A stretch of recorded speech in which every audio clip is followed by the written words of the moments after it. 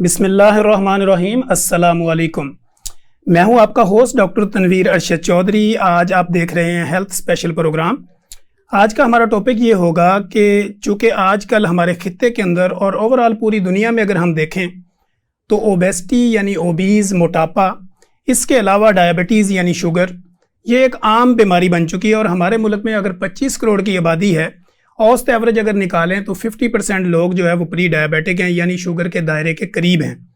इसी तरह अगर इसके कुछ फिगर अगर हम देखें एस्टिमेटेड, क्योंकि हमारे पास एक प्रॉपर डाटा तो नहीं है, लेकिन फिर भी शुगर हमारे दिन में हर आने वाले दिन के साथ शुगर के मरीज़ बढ़ते चले जा रहे हैं। आज हमने इसी मौजू को टाइटल करने के लिए अपने हेल्थ स्पेशल शो के अंदर हमारे इंतहाई एक्सपर्ट प्रोफेसर साहब को दावत दे रखी है, और इसके अलावा माहिर ग़िज़ाइयत को भी हमने अपने इस शो में दावत दी है। तो आज हम एक्सप्लेन करेंगे कि बेसिकली प्री डायबिटिक क्या है, डायबिटीज़ क्या है, what is the basic causes of diabetes, कि शुगर होती क्यों है, मोटापे की वजह से होती है या मोटापा शुगर की वजह से होता है, या फिर आपको प्री डायबिटिक जो होती है यानी शुगर के आप करीब पहुंच जाते हैं, उसको किस तरह आप रिवर्स कर सकते हैं। रिवर्सल ऑफ डायबिटीज़ कैसे है, यानी अगर आपको शुगर हो गई तो अब क्या आपने सारी उम्र दवाइयाँ खानी है, सारी उम्र आपने इंसुलिन लगानी है, या बार बार आपने अपने टेस्ट और शुगर चेक करवाते रहना है।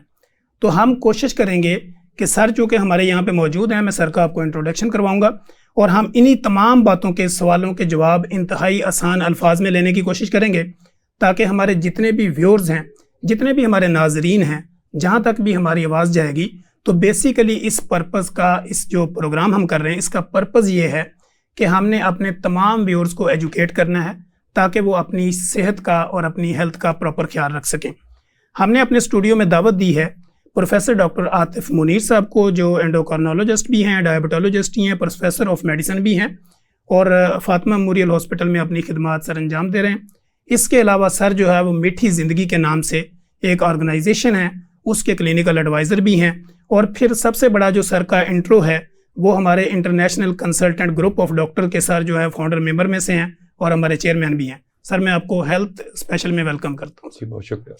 दूसरी हमारे साथ माहिर ग़िज़ाइयत हैं डॉक्टर अनीका जाहिद, जो कि एक बड़ा एक्सपीरियंस रखती हैं। देखने में तो आपको बिल्कुल यंग लग रही हैं, लेकिन एक बड़ा एक्सपीरियंस रखती हैं, डिफरेंट हॉस्पिटल में अपनी सर्विसेज अंजाम दे रही हैं। उनसे हम जानने की कोशिश करेंगे कि डायबिटीज़ यानी शुगर वाले मरीज़ या प्री डायबिटिक जो शुगर के करीब तर हैं या उसको शुगर होने वाली है या वो ओबीज़ हैं, तो उनको किस तरह की डाइट लेनी चाहिए। जिस तरह आपने अक्सर सुना होगा कार्ब है, इसी तरह प्रोटीन है, फैट है, फाइबर है, तो हम इनसे जानने की कोशिश करेंगे कि ये जो उसके ऊपर आपको क्या एडवाइस करें। सर मैं आपको भी मैडम वेलकम करता हूँ। Thank you. सबसे पहले मैं स्टार्ट करूँगा प्रोफेसर डॉक्टर आतिफ मुनीर साहब से। Sir what is the basic causes of diabetes. जी thank you very much. So जो भी बात की जाएगी वो रिसर्च के तनाजुर में की जाएगी। सर। सो साइंस और रिसर्च ये बताती है कि ये जो डायबिटीज़, जिस तरह आपने अभी फैक्ट्स और फिगर्स बताए कि इस हद तक बढ़ चुकी है ओवरऑल दुनिया में भी और पाकिस्तान में भी। जी सर। सो बेसिक कॉज जो साइंस और रिसर्च बता रही है वो, जैसे आपने कहा, वो मोटापा है। अगर 100 लोगों को शुगर है तो उनमें से 85% लोग जो है ना वो ओवरवेट या मोटापे का शिकार है। सो सबसे जो बड़ा रिस्क फैक्टर है 85% वो ओवरवेट होना या मोटापा है। बाकी 10 से 15% जो रिस्क है वो अगर आपकी फैमिली में है या कुछ और अवामिल है उनके थ्रू है, बट बिगेस्ट थिंग ओवरवेट होना, मोटापा। अच्छा सर, दूसरा ये है कि एक तो हमने देखा कि मोटापा तो बढ़ता चला जा रहा है, उसकी एक मेन जो रीज़न, जो चूँकि मैं एज ए क्लिनिशियन प्रैक्टिशनर, हम ये देखते हैं कि हमारे क्लिनिकल ट्रायल में जितने भी पेशेंट रिपोर्ट होते हैं तो उनका जो बेसिक, अगर मैं ये कहूँ कि 90% लोगों का लाइफस्टाइल चेंजिंग की वजह से ओबेसिटी है, मोटापा है, यानी उसी की वजह से आगे शुगर है। चूँकि लोग जो है ना उनको रात का खाना वो 11 बजे खाते हैं और सुबह जो नाश्ता फिर 6 बजे करते हैं, तो मेरा ख्याल है बॉडी का कोई भी ऑर्गन जो है ना उसको रेस्ट नहीं मिलती, वो प्रॉपर वर्किंग कर रहा होता है। तो एक तो सर हमारे व्यूअर्स को ये बताएं कि टाइप ऑफ डायबिटीज़, शुगर की कितनी अक़साम है। सो शुगर की जी बेसिकली 2 अक़साम है। अगर हम उनको 2 मेन उसमें डिवाइड करें, एक है टाइप 1 शुगर, एक है टाइप 2 शुगर। जी सर।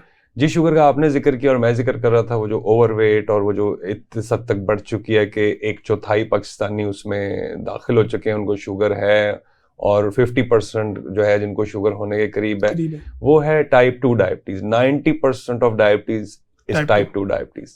100 में से 10 या 5 लोगों को टाइप 1 डायबिटीज़ होगी। ये वो डायबिटीज़ है जिसमें आपका जो लबलबा इंसुलिन बनाना ही छोड़ देता है, और ये वो डायबिटीज़ है जो ज़्यादातर बच्चों में या टीनेजर्स में, यानी 4 से 7 साल की उम्र में, 10 साल की उम्र या टीन एज में शुरू होती है। और ये वो शुगर है जिसको शुरू से ही इंसुलिन की ज़रूरत होती है। जो टाइप 2 है, जैसे हमने जिक्र किया, जो 90% लोगों को है, वो लाइफस्टाइल, दवाई या उनमें से कुछ लोगों को इंसुलिन की ज़रूरत होगी। तो ये 2 मेन टाइप्स हैं। Main types. अच्छा सर, ये एक कन्फ्यूजन रहती है हमेशा कि लोग कहते हैं कि जिनको टाइप 1 शुगर है, यानी अक्सर हमने देखा जो पुराने क्लिनिशियन थे या जीपी थे, वो ये कहते थे कि 35 साल की उम्र से पहले पहले जो भी शुगर है वो टाइप 1 है। लेकिन अब चूँकि जो नई रिसर्च आ रही, जो दुनिया में हम घूम के देखते हैं, तो उसमें ये होता है कि वो कहते हैं कि टाइप 1 और 2 में ये एक तो एज तो चलो हम उसको काउंट करते हैं। अगर एक बंदा देखें 20 साल का, उसको टाइप 1 की शुगर डायग्नोस होगी, लेकिन उसका वेट जो है वो 100+ है, तो वो टाइप 2 में जाएगा या टाइप 1 में होगा? देखिए, ये वो सिनारियो है, ये वो सिचुएशन है जिसमें थोड़ा सा आपको एज अ क्लिनिशियन आपका तजर्बा भी काम आएगा। किसी हद तक कुछ ब्लड टेस्ट ऐसे हैं जो आपको टाइप 1 और टाइप 2 में डिफरेंशिएट करने में हेल्प आएंगे। लेकिन जो आप कह रहे हैं वो सिचुएशन अब चेंज हो चुकी है। अब तो आप देखें कि ओवरवेट होना इतना बढ़ चुका है, जो हमारी अगली नस्ल है, नेक्स्ट जनरेशन बच्चे, अब उनमें भी ओवरवेट होना इतना कॉमन होता जा रहा है कि अब वो आप सही कह रहे हैं कि किसी ज़माने में हम टाइप 2 डायबिटीज़ 30-35 एज के बाद देखा करते थे, और अब हम टाइप 2 डायबिटीज़, मोटापे वाली डायबिटीज़, उन उम्र भी देखें जब हमने कभी सोचा भी नहीं था, 13 साल 14 साल की उम्र में भी। जो टाइप 1 है उसकी एज चेंज नहीं हुई, उसकी एज अभी भी साइंस और रिसर्च के मुताबिक वही है, 10 साल से कम उम्र या टीन एज। यूजली वो स्लिम स्मार्ट लोग होते हैं। बट अब टाइप 2 अगेन इतनी बढ़ती जा रही है क्योंकि वो ओवरवेट होना, जैसे मैंने कहा कि बच्चे और टीनेजर्स भी ओवरवेट होते जा रहे हैं, तो टाइप 2 अब हमें बहुत कम उम्रों में देखने को मिल रही है। अच्छा सर, टाइप 1 में ये लाजमी है कि अगर उनके वालिदैन को शुगर है तो लाजमी उनके किसी बेटे को बेटी को आगे शुगर होगी, उसमें कन्वर्ट होगी, या कुछ चांसेस ऐसे भी होते हैं कि अगर वालिदैन को या ख़ानदान में है भी तो लेकिन वो जीन्स में अगर आ भी रही है तो इसको नहीं भी हो सकती अगर वो अपना लाइफस्टाइल चेंज करे?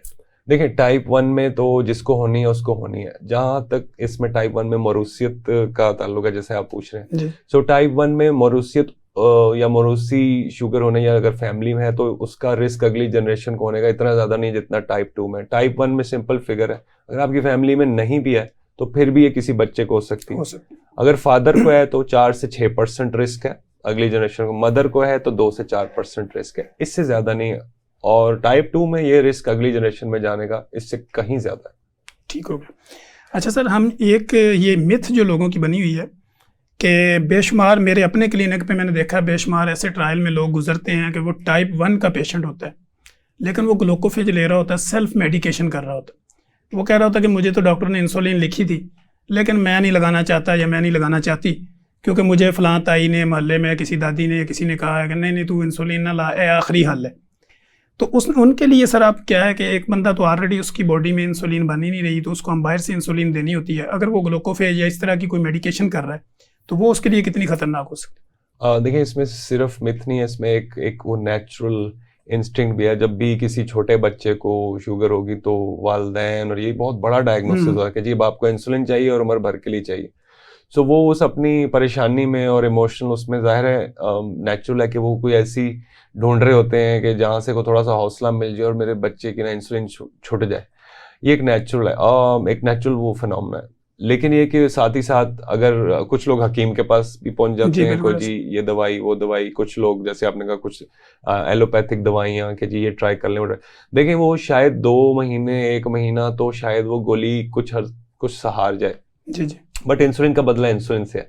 हमारे पास कई बच्चे इस तरह से आ जाते हैं जिनकी इंसुलिन थी वो छुड़वा दी गई और कोई गोली ले रहा है, कोई पुड़ियाँ ले रहा है, कोई ले रहा है, तो 2-4-6 हफ्ते तो वो ठीक रहे। लेकिन इंसुलिन की कमी की वजह से वो लोग फिर आहिस्ता आहिस्ता उनकी अलामत इतनी बढ़ जाती हैं कि वो हमारे पास इमरजेंसी सिचुएशन में आते हैं, कोई नींद बेहोशी में, उनको हमें फिर ICU रखना पड़ता है। यानी वो सिचुएशन काफ़ी हद तक मामला जो है ना वो बिगड़ जाता है इंसुलिन के बगैर। जी नाजरीन, यहाँ पे हम देखते हैं कि हमारे पास चूँकि हमारे ग़िज़ाइयत न्यूट्रिशनिस्ट डाइटिशियन भी मैडम मौजूद हैं, डॉक्टर अनीका ज़ाहिद।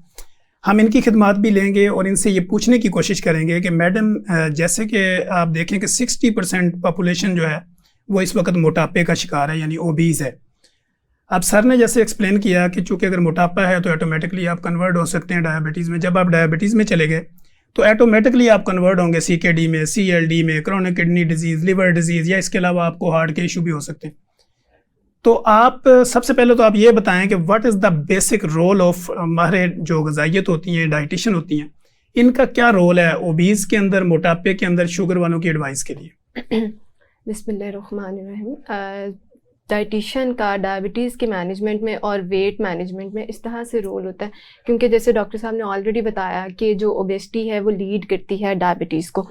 तो डाइटिशियन का जो एक प्राइम रोल होगा वो इस तरह से होगा कि वेट मैनेजमेंट, क्योंकि जब हम वेट मैनेजमेंट पे काम करते हैं तो ऑटोमेटिकली आपकी जो डायबिटीज़ है वो उसका लेवल्स इम्प्रूव होना शुरू हो जाते हैं। जब भी अनकंट्रोल डायबिटीज़ के केसेस आते हैं तो उसमें भी जो प्राइम ट्रीटमेंट या प्राइम जो केयर हम प्रोवाइड करते हैं वो वेट मैनेजमेंट होती है, क्योंकि एज़ वी नो 5 to 7% अगर आप अपने टोटल वेट में से वेट रिड्यूस कर लेते हैं तो आप अपनी प्री डायबिटिक स्टेज को भी रिवर्स कर सकते हैं और उसको डिले भी कर सकते हैं कि वो डायबिटिक स्टेज में कन्वर्ट ना हो। तो दिस इज़ हाउ के ओबेसिटी इंटरलिंक्ड है आपके डायबिटीज़ के साथ। और जो माहिर ग़िज़ाइयत का यहाँ पर रोल होता है वो ये होता है कि आपके वेट को मैनेज करें, और वेट को मैनेज करने के साथ साथ आपकी कार्ब्स को मैनेज करें। कार्ब्स को मैनेज करने के हवाले से एक बहुत कॉमन मिथ पाई जाती है। लोग ये समझते हैं कि जब भी डायबिटीज़ की बात आएगी हमें अपनी डाइट में से कार्ब्स टोटली ओमिट करने हैं और बिल्कुल कार्ब्स फ्री डाइट लेनी है, हालांकि ऐसा नहीं होता। इसीलिए तो हमें डाइटिशियन की ज़रूरत पड़ती है कि हम जो कार्ब्स के हेल्दी सोर्सेज हैं, जो अच्छे वाला कार्ब्स है, डेट इज़ कॉम्प्लेक्स कार्ब, तो हमने सिंपल कार्ब से कॉम्प्लेक्स कार्ब्स की तरफ शिफ्ट करना होता है। ठीक होता है। नाजरीन के लिए बेसिकली ये मैंने क्वेश्चन इसलिए किया था कि डाइटिशियन का रोल क्या होता है, क्योंकि हम जब देखते हैं कि हमारे क्लिनिकल ट्रायल के अंदर जब पेशेंट रिपोर्ट होता है, हम जब उसको एडवाइस करते हैं या उसको हम कहते हैं कि आपको कंसल्टेशन के लिए किसी न्यूट्रिशनिस्ट के पास जाना है या किसी डाइटिशियन के पास जाना है, तो वो आगे हमें ये सवाल करते हैं कि मैंने नेट से एक चार्ट निकाल लिया था और मैं उसी को फॉलो कर रही हूँ या मैं उसी को फॉलो कर रहा हूँ। तो बेसिकली हमने हमेशा अपने हर प्रोग्राम में कहा कि सेल्फ मेडिकेशन हमेशा आपके लिए नुकसानदेह होती है, क्योंकि आपका फिज़िकली अपेयर होना किसी भी कंसल्टेंट के पास, डाइटिशियन के पास या किसी भी डॉक्टर के पास वो ज़रूरी है, क्योंकि पेशेंट टू पेशेंट वेरी करता है कि हर पेशेंट की फ़िज़िकल कंडीशन अलग होगी, उसकी हिस्ट्री अलग होगी, उसकी सिचुएशन अलग होगी। तो कुछ जगह पे जाके हमें आपकी ब्लड इन्वेस्टिगेशन की भी ज़रूरत पड़ती है।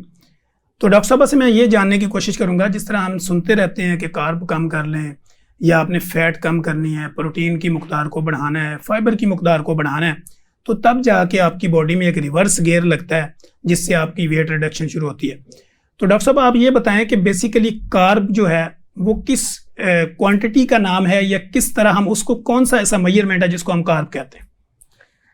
कार्ब्स जैसा कि हमारी जो डाइटरी रूटीन है, जो हमारा डाइटरी पैटर्न है, उसमें जो मेन न्यूट्रिएंट होता है वो कार्ब्स होते हैं। ठीक है। तो रोटी की सूरत में, चावल की सूरत में, रोटी की सूरत में होते हैं, चावल की सूरत में होते हैं, ब्रेड की फॉर्म में होते हैं, इसके अलावा पास्ता की फॉर्म में होते हैं, इसके मल्टीपल फॉर्म्स हैं। जो आप कोल्ड ड्रिंक्स वगैरह में लेते हैं उसमें जी एग्जैक्टली, उसमें सोडाज में है, शुगर में है, और हाँ जो कार्ब्स की टाइप है वो डिफरेंट होती है। और हमने जो अनहेल्दी फूड सोर्सेज हैं उनसे शिफ्ट करना होता है हेल्दी फूड सोर्सेज की तरफ। ठीक है डॉक्टर साहब, एक मेरा सवाल आपसे और ये होगा कि पहले हम ये देखते थे BMI लोग निकालते थे। जी एग्जैक्टली। कोई भी आपके पास बंदा आता तो हम उसका BMI निकालते थे, उसके मुताबिक उसकी डोज एडजस्ट करते थे, कैलोरीज देखते थे जी कि इसको कितनी कैलोरीज देनी है पर डे के हिसाब से। आजकल चूंकि मेरा ख्याल है BMI का रोल तो अब काफ़ी हद तक मैंने कई कंट्रीज में देखा ये ख़त्म होता जा रहा है। अब जो आप मेजरमेंट करते हैं, जैसे वो आप सेंट्रल पॉइंट से आप अपनी नाव से मेजरमेंट करते हैं कि आपकी वेस्ट क्या होनी चाहिए, तो उसके ऊपर ज़रा व्यूअर्स को बताएं कि आप मोटापा कैसे जज करेंगे अपना घर में, अगर आप हैं आपको कैसे पता चलेगा कि मैं मोटा हूँ या मैं मोटी हूँ? ठीक हो गया। इसके लिए जो बेसिक क्राइटेरिया है अगेन वो BMI है। एक तो वो इजी है और एक तो पेशेंट के अपने एंड से भी उसको कैलकुलेट करना आसान है। BMI की जो रेंजेस हैं वो with the passage of time उसमें इनोवेशन आती रहती है। उन जो रेंजेस में चेंजेस आते हैं उनको कंसीडर करना होता है, ठीक है। जैसे पहले ब्रॉडर रेंजेस थी, अब थोड़ी नैरो रेंजेस आ रही हैं, तो उनको कंसीडर करना होता है अगेन ओबेसिटी के लिए। जो है वेस्ट सर्कमफेरेंस या एब्डोमिनल से आपकी रीडिंग है इंचेस में, ये पेशेंट के लिए अपने तौर पे घर पे मेजर करना और फिर उसकी बेसिस पे कैटेगराइज करना मुश्किल हो जाता है। तो ये तब ही एक अच्छा तरीक़ाकार है जब आप किसी हेल्थ एक्सपर्ट के पास जाते हैं और वो आपको गाइड करते हैं। Otherwise BMI is a safer way. जी नाज़रीन, अब हम प्रोफेसर डॉक्टर आतिफ मुनीर साहब के पास जाएंगे और हम ये पूछेंगे कि सर टाइप 1 अगर शुगर है किसी बंदे को तो उसको कौन सी ऐसी लैब इन्वेस्टिगेशन करवानी चाहिए, क्योंकि वो जब निचली सतह पे किसी जगह पे जाते हैं तो वो उनको बेशुमार ऐसे टेस्ट लगा देते हैं जिसकी उनको ज़रूरत भी नहीं होती। तो सर से हम ये जानेंगे कि आपको बेसिकली राइट वे में जाके कौन सी ऐसी ब्लड इन्वेस्टिगेशन करवानी है या कौन से टेस्ट ज़रूरी हैं आपके लिए जो आपको करवाने चाहिए और कितनी देर बाद करवाने चाहिए। सर ये टाइप 1 में या टाइप 2 हमने देखा गली मोहल्लों में जाते हैं, छोटी मोटी लैब वाले पैसे बनाने के लिए डिफरेंट टेस्ट कर देते हैं। तो अपने व्यूअर्स के लिए हम ये पूछना चाह रहे हैं कि टाइप 1 वाला अगर पेशेंट है तो उसको कितनी देर बाद ब्लड इन्वेस्टिगेशन करवानी चाहिए, यानी 3 महीने बाद, 2 बाद, या कौन कौन से टेस्ट ज़रूरी होते हैं? देखिए, सो टाइप 1 यूजली जैसे हमने जिक्र किया बच्चों और टीनेजर्स।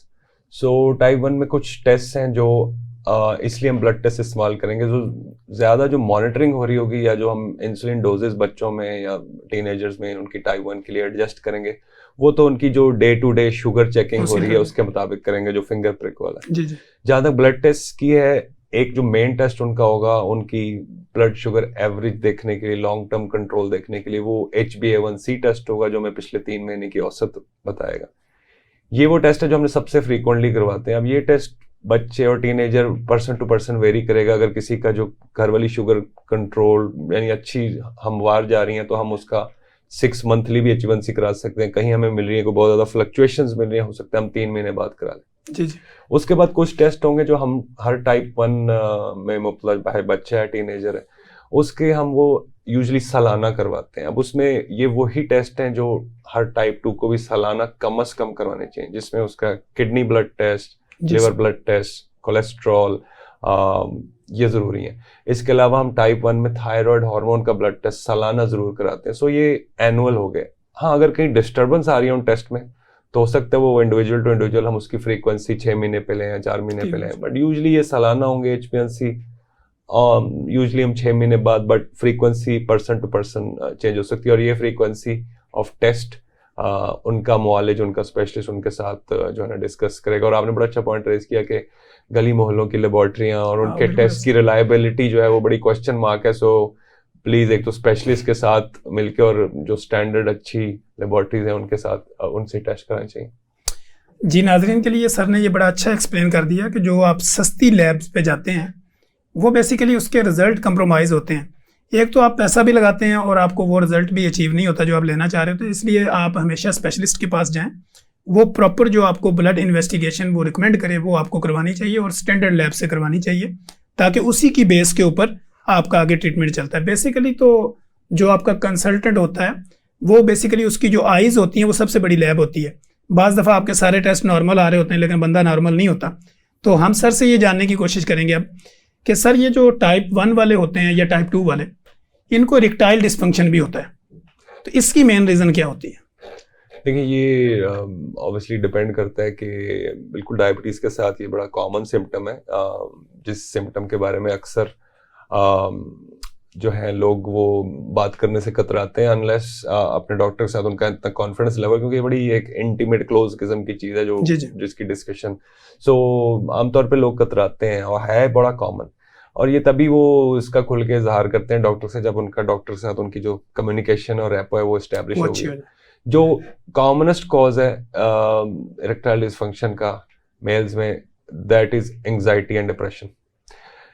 नंबर 2 पे वो आती हैं हेल्थ कंडीशंस, जो यानी पुरानी हेल्थ कंडीशंस, डायबिटीज हो गई, ब्लड प्रेशर हो गया, कोलेस्ट्रॉल प्रॉब्लम हो गया। वो उनसे लिंक तभी होता है अगर मसलन किसी को डायबिटीज चल रही है और साल से चल रही है और कंट्रोल भी नहीं है, तब वो इस पहलू को जो है इस एस्पेक्ट को अफेक्ट कर सकती है। वरना यूजली अच्छे कंट्रोल के साथ ये चीज़ इतनी इफेक्ट नहीं हो सकती। तो डायबिटीज अगर बहुत पुरानी हो और कंट्रोल भी ना हो तो ये इफेक्ट कर सकती है। वरना तीसरे नंबर पे हार्मोन प्रॉब्लम्स। वो नंबर 3 पे आएंगे। जो कॉमनेस्ट कॉज है और जो हम रोजमर्रा प्रैक्टिस में देखते हैं वो एंजाइटी और स्ट्रेस और डिप्रेशन है जो इस चीज को अफेक्ट करता है। दूसरे नंबर पे शुगर कंट्रोल कैसे है, कितनी पुरानी है। तीसरे नंबर पे हार्मोन्स और चौथे नंबर पे कुछ वेरी रेयर थिंग्स जो बड़ी अनकॉमन है। जी नाजरीन, यहाँ पे हम लेंगे एक ब्रेक, क्योंकि सर के साथ गुफ्तगू का मज़ा आ रहा है और सवाल इतने हैं। मुझे पता है कि मैं जो भी सवाल करता हूँ तो मेरे जहन में अगला सवाल आता है ये अवाम के लिए और ज़्यादा ज़रूरी होगा। तो सर की मौजूदगी का फ़ायदा हम इंशाल्लाह उठाएंगे। मैडम भी हमारे पास मौजूद है, माहिर ग़िज़ाइयत। तो एक यहाँ पे लेते हैं हम एक ब्रेक, और ब्रेक के बाद हम मैडम से ये जानने की कोशिश करेंगे कि जो आपको मसल क्रैम्प्स पड़ते हैं, वीकनेस होती है, या डायबिटीज़ की वजह से आपको डायबिटिक न्यूरोपैथी है, तो उसके हवाले से डाइट के ऊपर हम गुफ्तगू करेंगे। यहाँ पे लेते हैं एक ब्रेक। Welcome to back. जितने भी हमारे व्यूअर्स हैं, नाजरीन हैं जो हेल्थ स्पेशल प्रोग्राम देख रहे हैं, हमारे साथ चूँकि मीठी ज़िंदगी को भी लेके चल रहे हैं sir professor doctor Atif Munir साहब हमारे पास मौजूद हैं। इसी तरह डॉक्टर अनीका जाहिद माहिर ग़िज़ाइयत हमारे स्टूडियो में मौजूद हैं।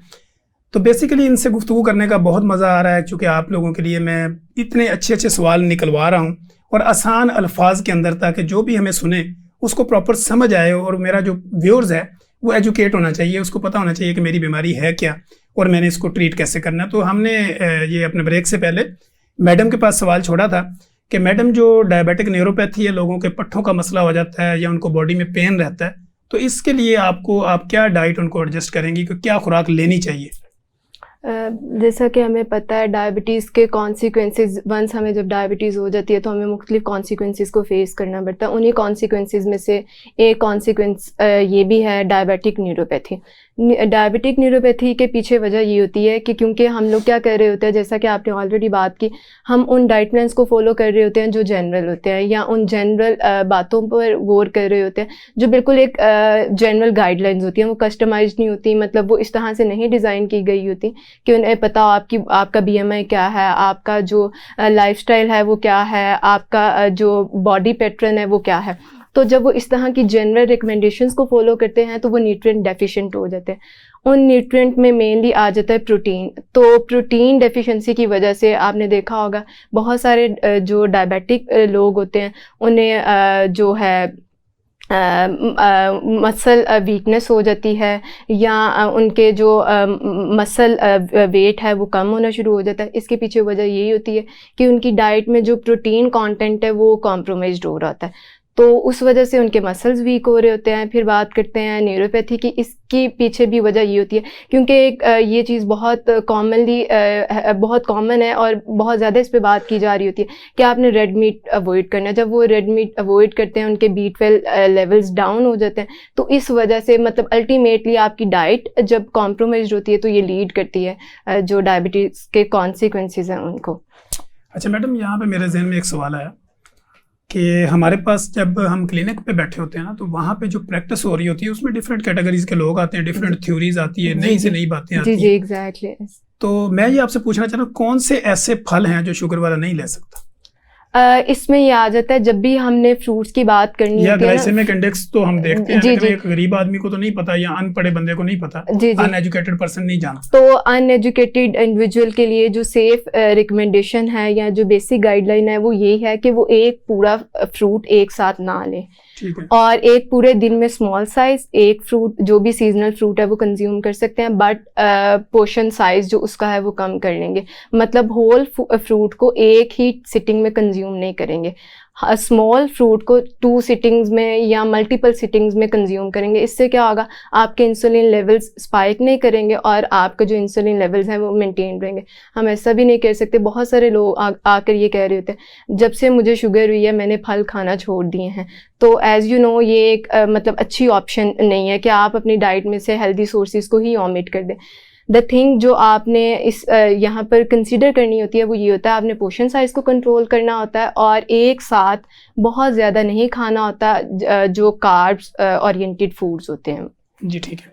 नाज़रीन, यहाँ पे हम सर की एक्सपर्टीज़ का फ़ायदा उठाते हुए, क्योंकि सर हमारे पास मौजूद हैं और माहिर ग़िज़ाइयत भी बड़े आसान और अच्छे अल्फाज के अंदर आपको बेहतरीन गाइडलाइन दे रही हैं, तो यहाँ पे हम सर की मौजूदगी का फ़ायदा उठाते हुए ये पूछेंगे कि सर बेसिक जो काजेज़ होती हैं या रीज़न होती है डायबिटिक न्यूरोपैथी की या वैसे न्यूरोपैथी की, कुछ लोग हमने देखा प्री डायबिटिक है लेकिन उनको भी इस तरह के होता है कि हाथ पाँव सुन्न हो रहे हैं, कीड़ियाँ चल रही हैं या उसमें, तो इसकी सर रीज़न क्या होती है? सो डायबिटीज़ से रिलेटेड जो न्यूरोपैथी है वो बेसिकली डिपेंड करती है कि डायबिटीज़ कितने साल की, कितनी पुरानी है, क्योंकि ये वो कॉम्प्लिकेशन है, वो पेचीदगियाँ जो रातों रात नहीं होती। सो एक तो ये कि कितने सालों की डायबिटीज़ है, और उससे भी ज़्यादा इंपॉर्टेंट ये है कि इन सालों में डायबिटीज़ का कंट्रोल कैसा है। जिसकी जितनी डायबिटीज़ पुरानी होगी और अगर उसके साथ शुगर भी साल हर साल हाई चलती रही, तो ना सिर्फ नर्व्स पे न्यूरोपैथी की शक्ल में कॉम्प्लिकेशन आ सकती है, बल्कि जैसे आपने शुरू में बताया हार्ट अटैक, फालेज, गुर्दे फेल, ये रिस्क बढ़ जाते हैं अगर शुगर की यानी ड्यूरेशन भी बहुत सालों की और कंट्रोल भी अच्छा नहीं रहा। ये तो हो गए कॉमन कॉजेज। इसके अलावा भी न्यूरोपैथी या नर्व डैमेज और कॉजेज से हो सकता है। कुछ वाइटामिन हैं जिनकी कमी से न्यूरोपैथी हो सकती है या नर्व डैमेज हो सकता है। इसके अलावा नर्व्स की अपनी कुछ कंडीशंस हैं जिसमें कुछ नर्व्स की इन्फ्लेमेशन वगैरह शामिल है, ये भी हो सकता है। लेकिन ये कि जब भी हमारे पास डायबिटीज़ में मुब्तला लोग आते हैं न्यूरोपैथी या न्यूरोपैथी से मिलते जुलते सिम्टम्स के साथ, सो हम इनके ये वाले टेस्ट, बेसिक टेस्ट ज़रूर कराते हैं ताकि हम कोई और वजह मिस ना कर जाएं। जैसा कि नाज़रीन मैंने आपको बताया कि सर चूँकि क्लिनिकल एडवाइज़र भी हैं मीठी ज़िंदगी के, तो मैं सर से ये पूछूंगा, सर आपको ये कॉन्सेप्ट कैसे मिला कि आपने, चूँकि शुगर आपकी फील्ड है, तो आपने मीठी ज़िंदगी का नाम सर चूज़ क्यों किया? देखिए, सो मीठी ज़िंदगी, थोड़ा सा मैं लोगों को इंट्रोड्यूस करूँ। सो मीठी ज़िंदगी एक नॉन प्रॉफिट ऑर्गेनाइजेशन है और हुकूमत पाकिस्तान के साथ रजिस्टर्ड है, और हम एक्सक्लूसिवली टाइप 1 डायबिटीज़ के लिए काम करते हैं। वो बच्चे या वो टीनेजर्स जो टाइप 1 में मुब्तला उनके लिए काम करते हैं। सो नाम तो मैंने तो नहीं रखा, लेकिन नाम तो जो हमारी ऑर्गेनाइजेशन की फाउंडर हैं डॉक्टर सना अजमल, उन्होंने रखा। और नाम इंतहाई खूबसूरत है, इसलिए कि ये जो डायबिटीज़ है इसमें नाम से ऐसे लगता है और मीठा छूट जाता है, जी मीठे को जो ना बिल्कुल निकाल दिया जाए। अभी जैसा हमारी कोलीग ने भी बताया, भाई मीठा निकालने की जरूरत नहीं है, हाँ मीठे की क्वांटिटी और बाकी चीज़ों को एक बैलेंस की ज़रूरत है। सो नाम के पीछे कॉन्सेप्ट यही है कि आप डायबिटीज़ के साथ भी एक अच्छी, हेल्दी और मीठी ज़िंदगी गुजार सकते हैं। अच्छा सर, ये जो लोग हमें सुन रहे होंगे, वो अगर मीठी ज़िंदगी में किसी तरह की अपनी, वो अगर चाहें कि इनके साथ काम किया जाए या कोलैबोरेशन की जाए, या इनको किस तरह वो अप्रोच कर सकते हैं? सो देखिए, मीठी ज़िंदगी में हम 2 किस्म के बेसिकली काम कर रहे हैं। एक तो ये काम हम कर रहे हैं कि वो बच्चे जो नॉन अफोर्डिंग फैमिलीज से हैं, चाहे वो पाकिस्तान के किसी भी हिस्से में, हम उनको insulin through donations and donors free उनकी दहलीज पे पहुंचाते हैं। सो एक वे तो ये, अगर लोग हमारे साथ इस कार्य खैर में हिस्सा डालना चाहें तो हमारी वेबसाइट पे, वो यानी गूगल पे मीठी ज़िंदगी लिख के हमारी वेबसाइट आ जाएगी। एक तरीका तो ये है कि वो they can donate, so donation की शक्ल में, ताकि हम और बच्चों को अक्रॉस पाकिस्तान इंसुलिन पहुंचा सकें। एक तो ये। दूसरा ये है कि वो हमारे साथ वॉलंटियर वर्क कर सकते हैं। हम अपने काफ़ी सारे इवेंट्स अरेंज करते हैं इन्हीं बच्चों के लिए, टाइप 1 डायबिटीज़ के लिए, जिसमें थोड़ी सी लर्निंग भी होती है, थोड़ा सा हल्ला गुल्ला भी होता है, प्लस ये कि ये फैमिलीज एक दूसरे से मिलती हैं, क्योंकि टाइप 1 डायबिटीज़ जैसे हमने जिक्र किया 5 to 10% है, कम बच्चों को है out of all the type 2। सो अक्सर फैमिलीज और अच्छे बच्चा ना बड़ा अकेला महसूस करते हैं कि शायद ये सिर्फ दुनिया में या इस मुल्क में या शहर में हमें ही है। तो हम ये अपने इवेंट्स में क्या करते हैं कि सब फैमिलीज को इकट्ठे बुलाते हैं, ये एक दूसरे से घुलते मिलते हैं, उससे हिम्मत हौसला होता है कि नहीं, ये सिर्फ मेरे बच्चे को नहीं है। सो अगर कुछ लोग हमारे साथ इस कैपेसिटी में भी हमारे इवेंट्स पे हमारे साथ वॉलंटियर भी कर सकते हैं। जी नाज़रीन, हम चलते हैं, हमारे पास माहिर ग़िज़ाइयत काफ़ी एक्सपर्ट डॉक्टर अनीका ज़ाहिद मौजूद हैं। इनकी एक्सपर्टीज़ का फ़ायदा उठाते हुए हम ये पूछना चाहेंगे कि डॉक्टर साहब, जो PCOD या PCOS के पेशेंट होते हैं, अक्सर हमने देखा है कि लोगों को ओबीज़ है, मोटापा है, और वो डिफरेंट गायनोकोलॉजिस्ट के पास जाते हैं, मेल गायनोकोलॉजिस्ट के पास या फीमेल गायनोकोलॉजिस्ट के पास। तो PCOD, PCOS और फैटी लीवर ये आम से मसाइल हैं जो आजकल हमारे माशरे में पाए जाते हैं। इनके लिए डाइट पैटर्न क्या होगा? PCOS का भी ताल्लुक ना हमारे लाइफस्टाइल के साथ होता है, क्योंकि अब हम ये चीज़ बहुत कॉमनली ऑब्ज़र्व कर रहे हैं कि जो डिजीज़ आजकल कॉमन हैं, इनके पीछे वजह लाइफस्टाइल ही है। अगर आज डायबिटीज़ बहुत कॉमन है, PCOS बहुत कॉमन है, मेरे पास जितने पेशेंट आते हैं ना, मुझे कुछ बेसिक सिम्टम्स बताते हैं, और उसके बाद जब मैं स्कैन करवाती हूँ तो 80% फीमेल्स, आइदर वो टीन एज में है, एडल्टहुड में है, उनको PCOS डायग्नोस होता है। तो इसके पीछे जो बड़ी वजह होती है वो लाइफस्टाइल लाइफस्टाइल होती है, लाइफस्टाइल किस तरह से हमारा जो डाइटरी पैटर्न है वो इंतहाई अनहेल्दी है, फिर उसमें बिल्कुल अनबैलेंस्ड डाइट लेते हैं और उस अनबैलेंस्ड डाइट को कंज्यूम करने के बाद हमारा जो फिज़िकल एक्टिविटी है वो बिल्कुल कम है, और जो फिर हमारा वर्क रूटीन है वो भी इस तरह का हो चुका है कि ज़्यादातर बैठना है, अगर पढ़ना है तो वो भी बैठ कर ही डेफिनेटली पढ़ना है, या स्क्रीन टाइम है, और इस वजह से ये सब चीज़ें लीड कर रही हैं लाइफस्टाइल इश्यूज़ की तरफ। तो उसमें पीसीएस बहुत कॉमन है। पीसीएस की मैनेजमेंट में हम क्या करते हैं, अगेन पीसीएस में कुछ बेसिक चीज़ें होती हैं जिनको हमने कंसीडर करना होता है। एक तो हमने बैलेंस डाइट देनी होती है, बैलेंस डाइट देने के साथ साथ हमने डाइट में से रिफाइंड कार्ब्स ऑमिट देने होते हैं, फैट जो फास्ट फूड है, जो जंक फूड है, इसको ऑमिट करवाना होता है, जो कार्बोनेटेड बेवरेजेस हैं उनको ऑमिट करवाना होता है, और घी को ऑमिट करवाना होता है।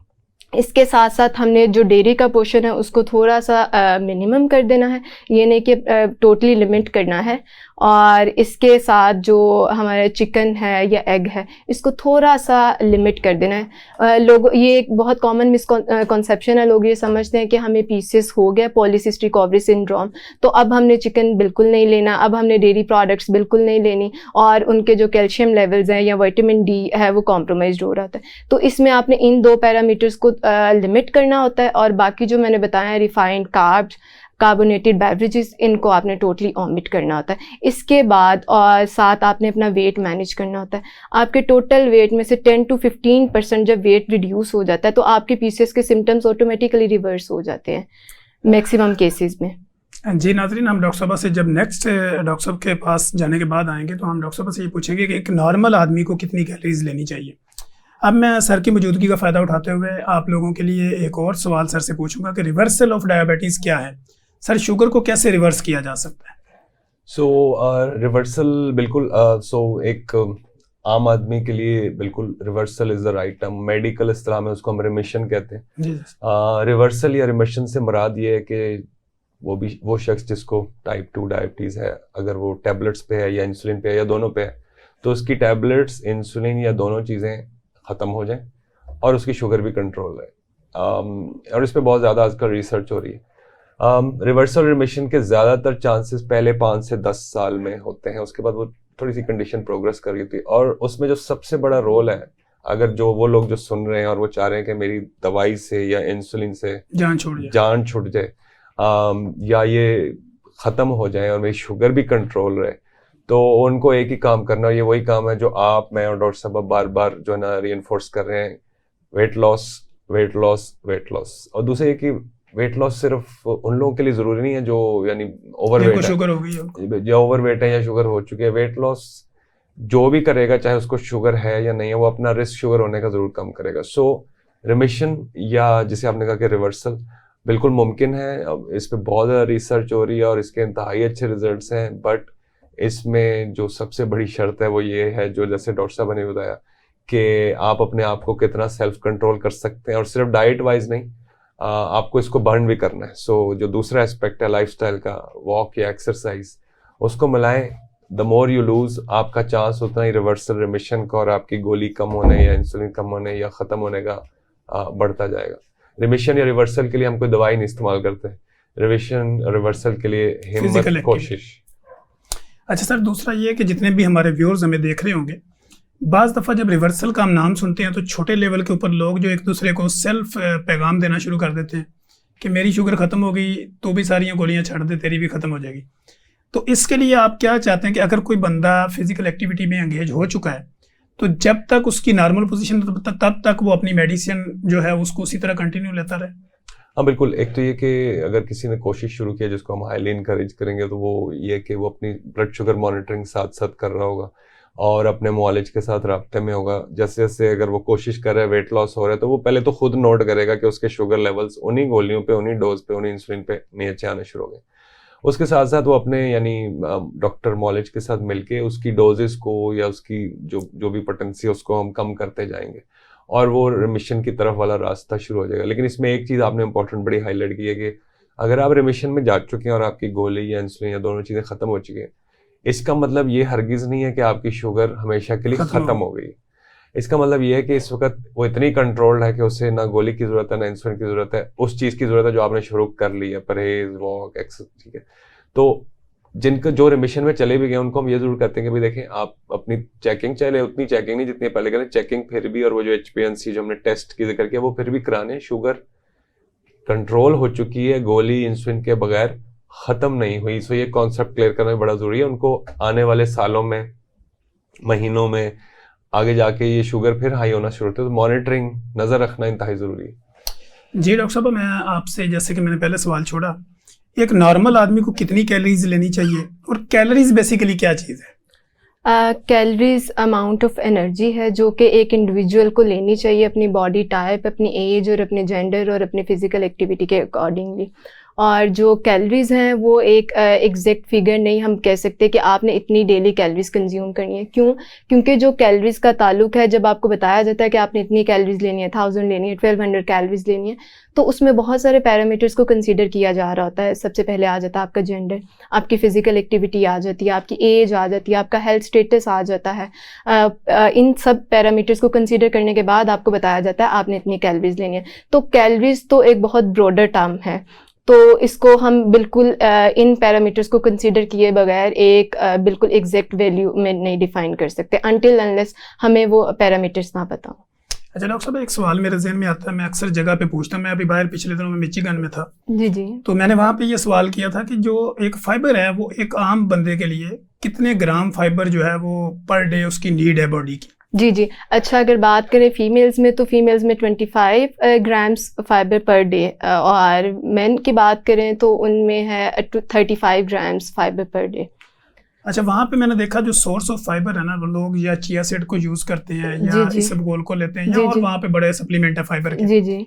हमारे यहाँ यहाँ पे चूंकि अवेयरनेस इतनी ज्यादा नहीं है, तो आप ये बताएं कि जो आम आदमी है एक दूर दराज के एरियाज में है, वो फाइबर किस तरह इनटेक करे? सब्जियों की सूरत में, फ्रूट की सूरत में, इसबगोल की सूरत में, चोकर की सूरत में, अनछने आटे की रोटी की सूरत में, वो किस तरह लेगा? अच्छा, इसके लिए सबसे जो मेन बात है वो ये है, जब भी अगर तो कोई लेमैन है या कोई न्यूट्रिशन वाइज एजुकेटेड इंडिविजुअल भी है, तो उसको हमेशा अपनी डाइटरी मॉडिफिकेशन की तरफ जाने के लिए जो सिंपल और वेरी इनिशियल स्टेप होता है उससे ही चलना चाहिए। और इसी तरह हम फाइबर के रिगार्डिंग भी बात करेंगे। फाइबर में भी यही सिनेरियो होगा, जब भी आप अपनी डाइट में फाइबर की अमाउंट को इम्प्रूव करना चाह रहे हैं तो इसके लिए बेस्ट थिंग यही है कि आप जो नेचुरल प्रोडक्ट्स हैं उनके करीब रहें, मतलब नेचर के करीब रहें। इसमें यही आ जाता है, आप अगर फ्रूट्स ले रहे हैं तो वो छिलके समेत लें। इसके बाद अगर आप वेजिटेबल्स ले रहे हैं वो रो फॉर्म में कंज्यूम करें, कच्ची सब्जियां इस्तेमाल करें।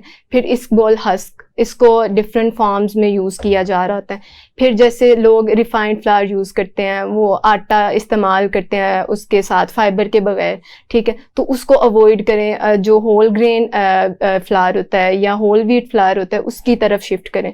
सो ये मतलब इसके लिए आपको कोई स्पेशल से एफर्ट भी नहीं करना पड़ी, सिर्फ आपको नेचर के करीब रहना है, ना तो अपनी डाइट को ज़्यादा कॉम्प्लेक्स करना है, ना खुद को ज़्यादा मुश्किल में डालना है। और आपका फाइबर इनटेक, जो फाइबर की रिकमेंडेशन है, डेली गाइडलाइंस, वो आपकी पूरी हो जाएगी। जी नाज़रीन, हम प्रोग्राम के एंड की तरफ बढ़ रहे हैं और मैं प्रोफेसर डॉक्टर आतिफ मुनीर साहब से लास्ट में ये पूछूंगा कि सर, जो कॉन्स्टिपेशन हो जाती है लोगों को शुगर की मेडिसिन खाने से, जो डिफरेंट ग्रुप्स हैं शुगर की मेडिसिन के, कोई एक मेडिकेशन नहीं है, डिपेंड करता है पेशेंट की कंडीशन के ऊपर।